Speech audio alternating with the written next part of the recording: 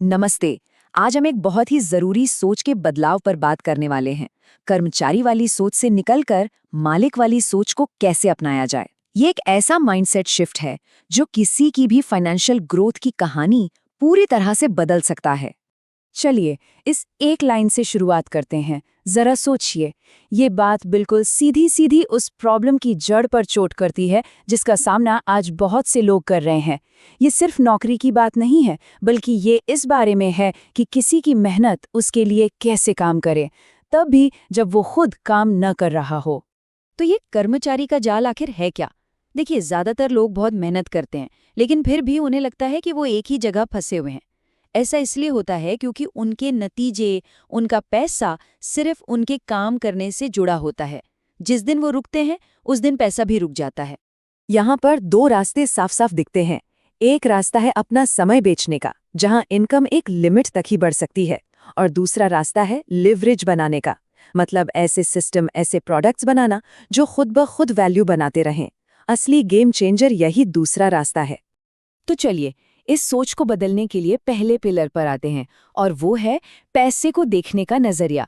सवाल ये है कि पैसा आखिर है क्या? क्या वो सिर्फ खर्च करने की चीज है, या फिर कुछ बड़ा बनाने के लिए एक फ्यूल, एक ईंधन है? और देखिए, अक्सर लोग पैसे से जुड़ी कुछ आम गलतियों में फंस जाते हैं, जैसे हर सैलरी हाइक को ज्यादा खर्च करने का लाइसेंस समझ लेना, या फिर वैल्यूएबल बनने से पहले अमीर दिखने की होड़ में लग जाना। ये कुछ ऐसे जाल हैं जो लोगों को उसी एम्प्लॉय वाले साइकिल में फंसाए रखते हैं। और इन्हीं जालों में से एक बहुत बड़ा जाल है लाइफस्टाइल क्रीप। इसका मतलब बड़ा सिंपल है। जैसे जैसे इनकम बढ़ती है, वैसे वैसे खर्चे भी बढ़ जाते हैं। तो ज्यादा तनख्वाह से ज्यादा आज़ादी नहीं मिलती, बस महंगी चीजें आ जाती हैं। और नतीजा, कमाई चाहे कितनी भी हो, महीने के आखिर में हाथ खाली। अच्छा, अब आते हैं दूसरे सबसे जरूरी पिलर पर, और वो है काम को देखने का नजरिया। यहाँ फोकस सिर्फ मेहनत करने पर नहीं, बल्कि उस मेहनत से नतीजा क्या निकल रहा है, इस पर होना चाहिए। देखिए, बात ज्यादा घंटे काम करने की है ही नहीं। बात है ऐसे मल्टीप्लायर्स बनाने की जो आपके काम के असर को कई गुना बढ़ा दें।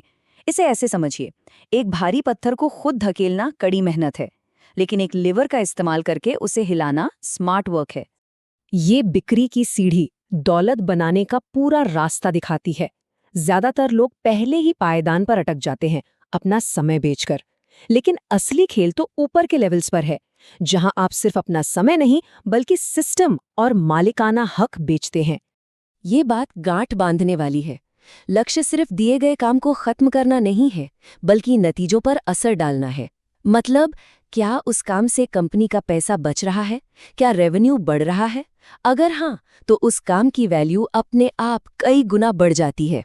और अब बात करते हैं आखिरी और शायद सबसे जरूरी पिलर की। ये हमारी सेफ जॉब वाली सोच को सीधी चुनौती देता है। ये है जोखिम को देखने का नजरिया। असली सुरक्षा एक नौकरी से नहीं आती, वो आती है ऑप्शनैलिटी से। मतलब आपके पास चॉइस होनी चाहिए, कई तरह के स्किल्स, इनकम के अलग अलग सोर्स और एक मजबूत नेटवर्क। जिसके पास जितने ज्यादा ऑप्शन होते हैं, वो असल में उतना ही ज्यादा सेफ होता है। लेकिन कई बार हमारी अपनी सोच ही हमें रोक लेती है, जैसे कुछ छोटा शुरू करने में शर्म महसूस करना, या हमेशा परफेक्ट मौके का इंतजार करते रहना। यही वो मानसिक बाधाएं हैं जो हमें असली सुरक्षा बनाने से रोकती हैं। जबकि सच्चाई ये है कि छोटे छोटे कदम ही आगे चलकर बड़ा फर्क पैदा करते हैं। तो फिर इन सब बातों का निचोड़ क्या है? ये पूरा माइंडसेट शिफ्ट एक बुनियादी सवाल से शुरू होता है। एक ऐसा सवाल जो मालिक की सोच की नींव है। और वो सवाल ये है, इससे मिलेगा क्या? इस सवाल से हटकर इससे बनेगा क्या, ये पूछना शुरू करना होगा। फोकस इस पर नहीं होना चाहिए कि सैलरी कितनी है, बल्कि इस पर कि इस काम से लंबी अवधि में कौन सा एसेट बन रहा है, कोई नया स्किल, कोई नेटवर्क या कोई बिजनेस। चलिए इसे एक टेबल में आमने सामने रखकर देखते हैं। फर्क बिल्कुल साफ नजर आएगा। एक तरफ है कर्मचारी की सोच, जो पैसे को इनकम, काम को टास्क और रिस्क को एक नौकरी में सुरक्षा के तौर पर देखती है। और दूसरी तरफ है मालिक की सोच, जो पैसे को ईंधन, काम को नतीजा और रिस्क को ऑप्शनैलिटी बनाने के नजरिए से देखती है। तो सवाल उठता है कि ये बदलाव लाया कैसे जाए। कहा जाता है कि एक सही रेसिपी मतलब एक फ्रेमवर्क और सही टूल्स के साथ इस सफ़र को थोड़ा तेज और आसान बनाया जा सकता है। इस सोर्स में एक टूल का जिक्र मिलता है जिसका नाम है आलुक्स ऐप। बताया गया है कि ये ऐप मेंटरशिप, सपोर्ट और एक नेटवर्क देकर उन लोगों की मदद करता है जो इन मानसिक बाधाओं को तोड़कर आगे बढ़ना चाहते हैं। और अब जाने से पहले एक आखिरी सवाल सबके लिए। आज की इस पूरी बातचीत के बाद इस हफ्ते ऐसी कौन सी एक संपत्ति है जिसे खरीदा नहीं बल्कि बनाया जा सकता है?